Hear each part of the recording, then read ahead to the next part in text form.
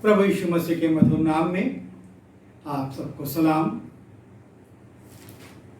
परमेश्वर का धन्यवाद हो, हम सब सुरक्षित और आनंदित हैं और इन विपरीत परिस्थितियों में भी इस माध्यम से एक दूसरे के साथ परमेश्वर के वचन को बांट सकते और अपनी आत्मिक उन्नति कर सकते हैं।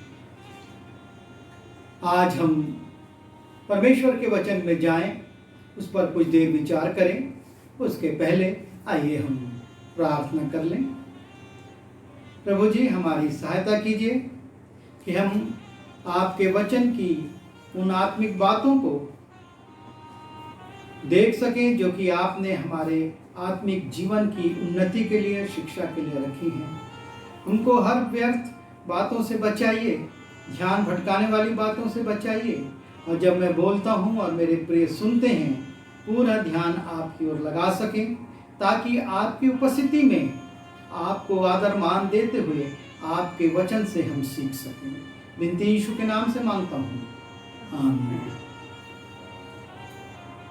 आज हम बाइबल में वर्णित एक बहुत छोटे और साधारण प्राणी के बारे में देखेंगे। ये जलचरी, जब भी बाइबल में इसका उल्लेख हुआ है, परमेश्वर के प्रति बड़ा आज्ञाकारी रहा है। बाइबल में मछलियों का कई जगहों पर उल्लेख पाया जाता है और आज हम बहुत ज़्यादा नहीं, थोड़े से स्थानों को देखेंगे कि कैसे इस जलचरी ने, इस जल के प्राणी ने अपने दायित्वों को जो परमेश्वर ने उसको सौंपे पूरा किया। उसके जीवन से किस प्रकार से आज्ञाकारिता प्रकट होती है, क्योंकि परमेश्वर एक ही चीज चाहता है। परमेश्वर का ज्ञान, परमेश्वर की इच्छा जो उसने मनुष्यों के प्रति अब दी है, उसमें हम देखते हैं कि परमेश्वर ये चाहता है कि मनुष्य और पशु पक्षी, जितने भी प्राणी हैं, जो भी उसकी रचना है, उसकी आज्ञाकारिता में रहे। और हम देखते हैं कि मनुष्य तो अनाज्ञाकारी हो जाता है, मनुष्य तो परमेश्वर की इच्छा के विरुद्ध चला जाता है, लेकिन ये प्राणी जो हैं, ये परमेश्वर की आज्ञा का पालन करते हैं, परमेश्वर की इच्छा को पूरा करते हैं और जो काम परमेश्वर उनको सौंपता है उसको बड़ी ईमानदारी से करते हैं। और उन्हीं में से एक प्राणी है मछली, जो कि भूमि पर तो नहीं आ पाती, लेकिन जिस क्षेत्र में रहती है और जब परमेश्वर उसको आज्ञा देता है, उसके अनुसार वो कार्य करती है। और ये हमारा बड़ा जाना पहचाना अंश है, लेकिन इसकी जो शिक्षा है उसको हम देखते चलेंगे। योना की पुस्तक उसके पहले अध्याय के 17वें पद में हम देखते हैं, एक बड़ी मछली को परमेश्वर नियुक्त करता है। कुछ बाइबलों में उसको मगरमच्छ के रूप में लिखा गया है, पर सच्चाई यह है कि वो एक बहुत बड़ी मछली थी। यहोवा ने एक बड़ा सा मच्छ ठहराया था कि योना को निगल ले, और योना उस महामच्छ के पेट में 3 दिन और 3 रात पड़ा रहा। परमेश्वर ने एक मच्छ को ठहराया था। क्यों ठहराया था? कि जब तर्शीश जाने वाले जहाज से योना को फेंका जाए तो वो उसको निगल ले। और मैं कल्पना कर रहा था कि पता नहीं कहां से, याफा से या कहां से ये मच्छ उस जहाज के पीछे पीछे पीछे पीछे तैर रहा था। उस आंधी तूफान में जो कि समुद्र के ऊपर थी, उसके नीचे ये तैरता चला जा रहा था उस जहाज के पीछे, क्योंकि परमेश्वर ने उसको एक काम ठहराया था, उसको एक काम दिया था कि जैसे ही मेरा दास योना जहाज में से फेंका जाए, तुम उसको निगल लेना। और ये मछ उसके पीछे पीछे पीछे पीछे घूमता रहता है, जाता रहता है, तैरता रहता है। और तब जब योना को समुद्र में डाला जाता है, फेंक दिया जाता है, वो बिना विलंब करे उसको निगल लेता है। और 3 दिन तक योना उसके पेट में पड़ा रहता है। 3 दिन तक वो तैरता रहता है उस जल में, ना कुछ खाता है ना कुछ पीता है, क्योंकि उसको मालूम है कि यदि वो कुछ ग्रहण करेगा तो योना पर संकट आ सकता है। और इसलिए उसका सारा सिस्टम जो है वो बंद है और वो सिर्फ तैर रहा है, तैर रहा है, तैर रहा है। 3 दिन तक वो पानी के अंदर तैरता रहता है। और तब जब परमेश्वर उसको आज्ञा देता है, परमेश्वर उसको अनुमति देता है, वो भूमि की ओर तैरना शुरू कर देता है। और भूमि में इतना किनारे आता है, इतना किनारे आता है कि जब वो योना को निकले तो वो भूमि पर जा सके। जब हम योना की पुस्तक उसके 2 अध्याय के 10वें पद को देखते हैं, तब यहोवा ने मछ को आज्ञा दी और उसने योना को स्थल पर उगल दिया। तब परमेश्वर ने मछ को आज्ञा दी। पहले हम देखते हैं परमेश्वर ने मछ को ठहराया और वो उसके अनुसार चल रहा है। और अब परमेश्वर उसको आज्ञा दे रहा है। हमारा परमेश्वर सिर्फ हमारा ही नहीं, इस पूरे विश्व का परमेश्वर है और इस विश्व के एक एक प्राणी का परमेश्वर है। और वो जिससे जो कहता है वो प्राणी वैसा करता है। लिखा है उसने मछ को आज्ञा दी। परमेश्वर मछ को आज्ञा देता है और मछ उस आज्ञा का पालन करता है, पानी में से निकलता है। और लिखा है कि उसने योना को भूमि पर उगल दिया। परमेश्वर हमसे भी, जो कि उसके स्वरूप में रचे गए हैं, जो कि संसार के सबसे बुद्धिमान हैं, जिनको परमेश्वर ने नाना प्रकार के टैलेंट दिए हैं, जिनको उसने योग्यताओं से भर दिया है, उनसे भी कुछ अपेक्षा करता है। वो हमको ठहराता है किसी विशेष कार्य के लिए। लेकिन आज हम क्या उस कार्य को करने के लिए तैयार हैं या उस दिशा में बढ़ रहे हैं? परमेश्वर ने मछ को ठहराया था, लेकिन यदि वो उस जहाज से बहुत दूर होता तो वो योना को कैसे निगलता? वो उस जहाज का फॉलो करता है।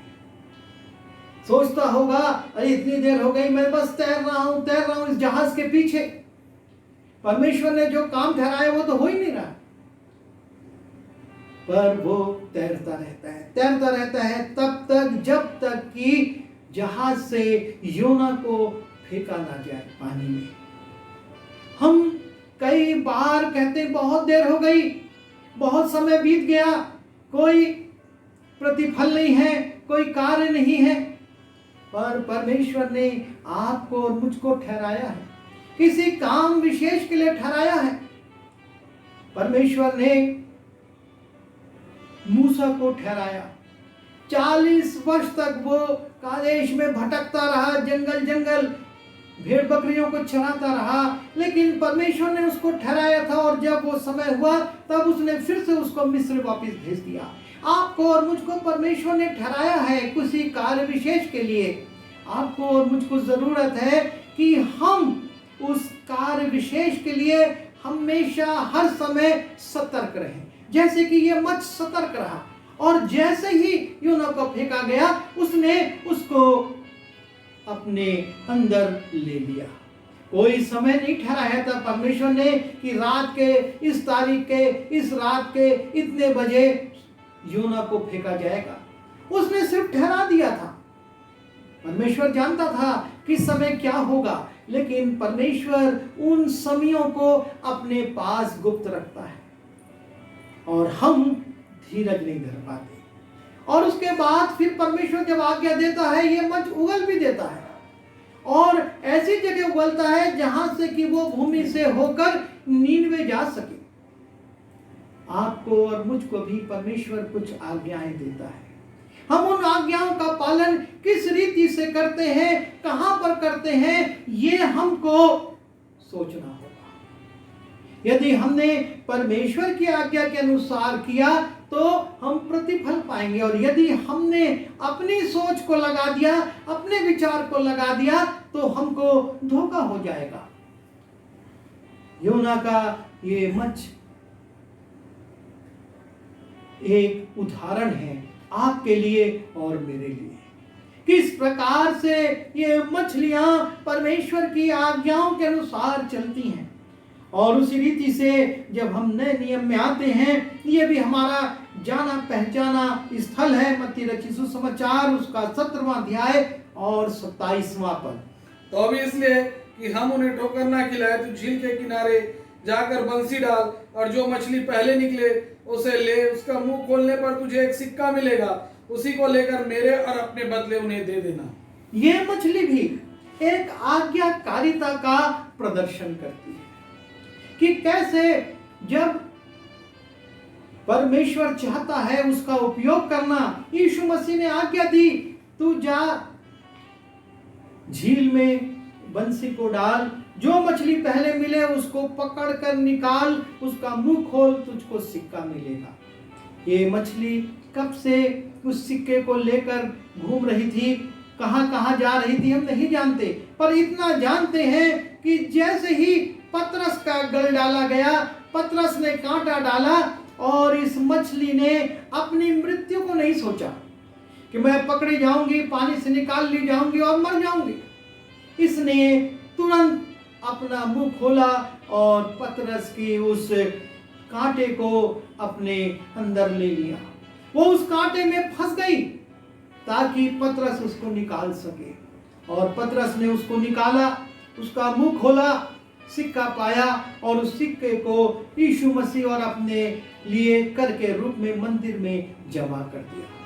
ये छोटी सी मछली, साधारण सी मछली जो दिखती नहीं है, पानी की गहराइयों में रहती है, लेकिन किस रीति से जब परमेश्वर इसको काम देता है कि अपने काम को ईमानदारी से करती है। पतरस को भटकना नहीं पड़ा, उसको लंबी चौड़ी प्रतीक्षा नहीं करना पड़ी कि सुबह से वो बैठा था और शाम तक उसको कोई मछली नहीं मिली, या जो मछली मिली उसमें सिक्का नहीं था। परमेश्वर ने ठहरा दिया था, यीशु मसीह ने बता दिया था, और पतरस गया, गल डाला और ये मछली उसको पकड़ लेती है। वो उस स्थान को परमेश्वर ने उसको बता दिया था कि तुझको अपनी झील में इस स्थान पर जाना है। उसको पहचान बता दी गई थी कि इस प्रकार की एक गल आएगी और उसको तुझे पकड़ना है। आज परमेश्वर आपको और मुझको इस्तेमाल करना चाहता है, अपने काम में लेना चाहता है, पर हम अपने काम को कैसे कर रहे हैं। इस छोटी सी मछली ने, इस साधारण सी मछली ने उस काम को बाखूबी निभाया और किसी रीति से पतरस को लज्जित होना नहीं पड़ा, लेकिन वो समय पर आया, सिक्के को दिया और वो सिक्के को करके रूप में जमा कर सका। प्रभु हमको कब, कहां, कैसे इस्तेमाल करना चाहता है हम नहीं जानते, पर ये छोटे प्राणी आपको और मुझको संकेत करते हैं कि हमको परमेश्वर की आज्ञाओं के अनुसार चलना है। और तब हम जब आगे जाते हैं, हम देखते हैं लूका रचित सुसमाचार उसके 5वें अध्याय के 4 पद से 7वें पद में जो मछलियां सुरक्षित थी, छिपी हुई थी, कैसे परमेश्वर की आज्ञा को मानकर बहुतायत के साथ निकल आती हैं। जब वह बातें कर चुका तो शमौन ने कहा, गहरे में चल और मछलियां पकड़ने के लिए अपने जाल डालो। शमौन ने उनको उत्तर दिया, हे स्वामी, हमने सारी रात मेहनत की और कुछ ना पकड़ा, तो अभी तेरे कहने से जाल डालूंगा। और जब उन्होंने ऐसा किया तो बहुत मछलियां घेर लाए और उनके जाल फटने लगे। इस पर उन्होंने अपने साथियों को दूसरी नाव पर थे संकेत किया कि आकर हमारी सहायता करो, और उन्होंने आकर दोनों नाव यहाँ तक भर ली कि वे डूबने लगी। जिस झील में पतरस ने रात भर मेहनत की थी और कोई भी मछली नहीं पकड़ पाया था, यीशु मसीह से वो यही कहता, हमने रात भर मेहनत की है। और ये कोई साधारण मनुष्य नहीं, ये मछुआरे थे, ये उस झील के बारे में जानते थे, उनको मालूम था कहां पर जाने से मछलियां मिल सकती हैं, लेकिन रात भर नहीं मिली। पर परमेश्वर ने आज्ञा दी, प्रभु यीशु मसीह ने पतरस से कहा, तू गहरे में चल और जाल डाल। और जब जाल डाला गया तो इतनी मछलियां आ गई कि जाल फटने लगे। इन मछलियों को परमेश्वर ने आज्ञा दी, तुमको जाना है ताकि पतरस और उसके साथी जो रात भर मेहनत करने के बाद निराश हताश हैं, जिनके पास कुछ नहीं है, तुम उनके लिए उपयोगी बन सको। और ये मछलियां परमेश्वर की आज्ञा मानकर बहुतायत के साथ निकल जाती हैं। उनको मालूम है अब हमारी मृत्यु है, हम पकड़े जाएंगे, जाल में फंस जाएंगे, बेच दिए जाएंगे और हम मर जाएंगे, पानी से हम निकलेंगे, हम मर जाएंगे। लेकिन परमेश्वर की आज्ञा है, तुमको जाना है। और वो निकल पड़े और इतनी संख्या में निकली कि हम देखते हैं कि 2 नाव में रखने के बाद भी वो नावें वजन से बैठने लगी, डूबने लगी। इतनी मछलियां आ गई। आज्ञाकारिता, आज आज्ञाकारिता में हम कहां पर हैं? परमेश्वर कहता है तू विश्रामवार के दिन को पवित्र मानने के लिए स्मरण रखना, और हम विश्रामवार के दिन में उसके आराधना भवन में जाने की बजाय अपनी पिकनिक में, अपने आनंद में, अपने सुख में, अपने कामों में, अपनी योजनाओं में लग जाते हैं। हम अपने घरों से निकल नहीं पाते। प्रभु जी ये काम आ गया था, पर यहां पर हम देखते हैं कि ये मछलियां झील में कहां छिपी हुई थी, कहां किस जगह पर थी, तो सब बहुतायत से निकल रही हैं। क्यों? परमेश्वर ने आज्ञा दी है। साधारण सी मछलियां, साधारण सी घटना, लेकिन हमारे लिए एक चुनौती कि हम इनकी तुलना में कैसे अपने परमेश्वर की ओर बढ़ रहे हैं, कैसे हम निकल रहे हैं। क्योंकि एक दिन आएगा, तुरही फूंकी जाएगी, और तब जो हम अपने घरों में बैठे हैं, क्या यीशु मसीह से मिलने के लिए निकल पाएंगे? हमको सोचना होगा। जब हम यूहन्ना रचित सुसमाचार उसके 21वें अध्याय के 3, 4 और 5, 6वें पद को देखते हैं, वहां पर भी हम मछलियों की इसी आज्ञाकारिता को देखते हैं कि किस प्रकार से वो बाहर निकल कर आ जाती हैं। शमौन पतरस ने उससे कहा, मैं मछली पकड़ने जा रहा हूँ। उन्होंने उससे कहा, हम भी तेरे साथ चलते हैं। अतः वे निकलकर नाव पर चढ़े, परंतु उस रात कुछ ना पकड़ा। भोर होते ही यीशु किनारे पर आ खड़ा हुआ, तो अभी चेलों ने नहीं पहचाना कि यह यीशु है। तब यीशु ने उनसे कहा, हे बालकों, क्या तुम्हारे पास कुछ मछलियां हैं? उन्होंने उत्तर दिया, नहीं। उसने उनसे कहा, नाव की दाहिनी ओर जाल डालो तो पाओगे। अतः उन्होंने जाल डाला, और अब मछलियों की बहुतायत के कारण उसे खींच ना सके। मछलियां रात भर पकड़ रहे हैं और कुछ भी नहीं। जब यीशु मसीह प्रश्न करते तो हमारे पास कुछ मछलियां हैं, बोलते नहीं है। क्यों नहीं है? क्योंकि रात भर वो पकड़ते रहे और कुछ भी उनके हाथ नहीं आया। और तब जब भोर के समय में यीशु उनसे कहते हैं, अपने दाहिने जाल डालो, दाहिने ओर मछलियां ही मछलियां आ गई। इतनी आ गई कि उनको अब जाल खींचना मुश्किल लग रहा है, क्योंकि परमेश्वर ने उन छिपी हुई मछलियों को, गुप्त स्थानों में रह रही मछलियों को, उनको आज्ञा दी, तुमको निकलना है और तुमको इस जाल में पनाह लेनी है। जरूर इसमें तुम्हारी मृत्यु है, पर तुमको मेरी आज्ञा मानना है। और ये मछलियां परमेश्वर की आज्ञा को मानती हैं और निकलती हैं और जाल में आकर फंस जाती हैं, पड़ी रहती हैं, और जाल इतना भारी हो जाता है कि उसको खींचना मुश्किल है। और तब जब हम 21वें अध्याय के इसी यूहन्ना उसके 21वें अध्याय के 11वें पद को देखते हैं तो हम पाते हैं, तब शमौन पतरस ने डोंगी पर चढ़कर 153 बड़ी मछलियों से भरा हुआ जाल किनारे पर खींचा और इतनी मछलियां होने पर भी जाल ना फटा। 153 बड़ी मछलियां आज्ञा मानकर चली आई कि उस जाल में हमको जाना है। हमको ये मछलियां जो बोल नहीं सकती, जो हमारे समान बुद्धिमान नहीं है, पढ़ी लिखी नहीं है, जिनके पास शिक्षा नहीं है, पर वो एक संकेत देती है। आज्ञाकारिता क्या है?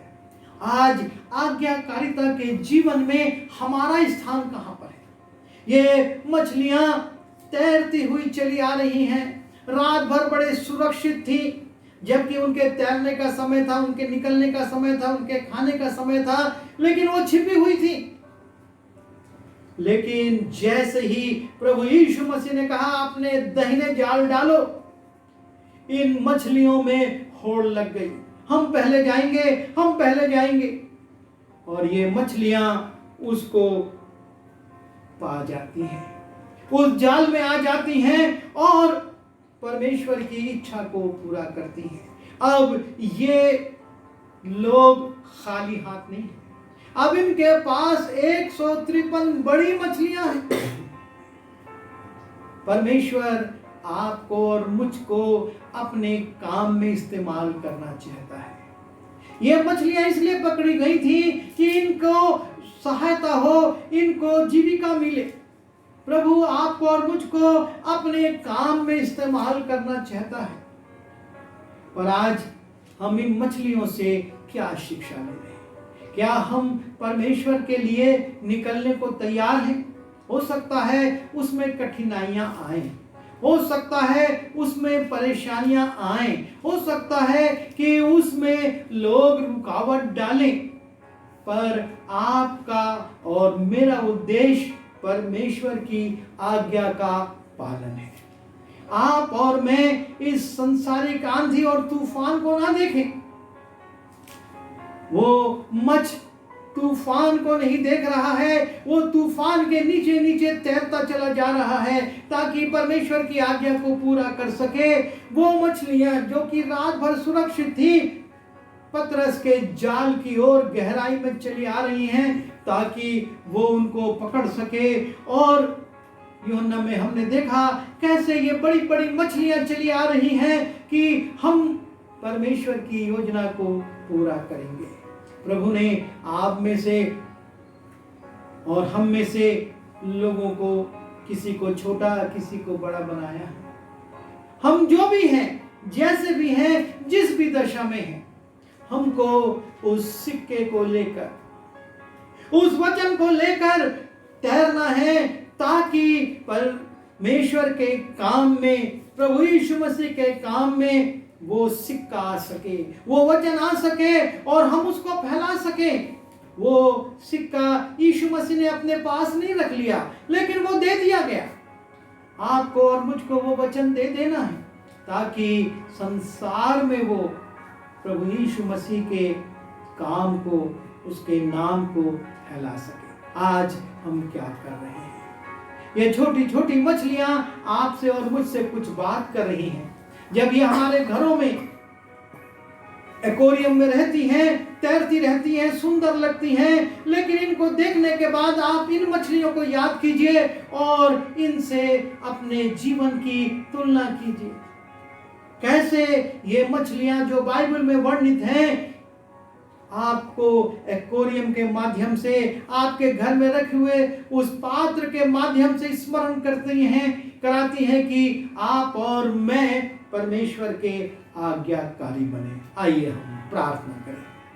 प्रभु जी, हम धन्यवाद देते हैं इन मछलियों के उदाहरण के लिए, इनके नमूने के लिए, और इनके द्वारा बिना कुछ कहे दी गई शिक्षा के लिए। इनकी खामोश शिक्षा हमको प्रेरित करती है कि हम आपके प्रति आज्ञाकारी बने और आपकी आज्ञाओं में आगे बढ़कर आपकी महिमा करने वाले हो सके।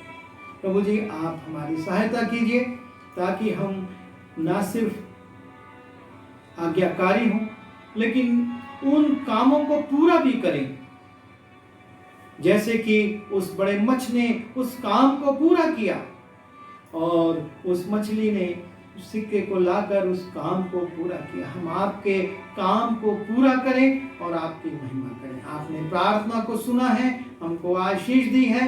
धन्यवाद। विनती यीशु मसीह के नाम से मांगते हैं, आमीन।